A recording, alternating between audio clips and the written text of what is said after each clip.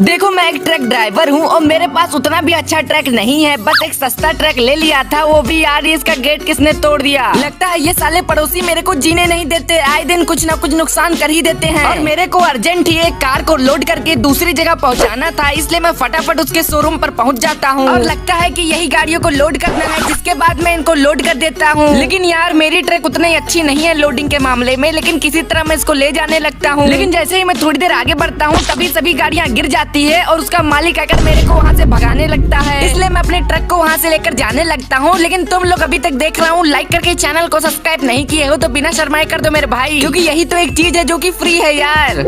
और सीधा मैं ट्रक के शोरूम पर आ जाता हूँ और इसे मॉडिफाई के लिए दे देता हूँ। बाकी पार्ट 2 कल आ जाएगा, तुम लोग लाइक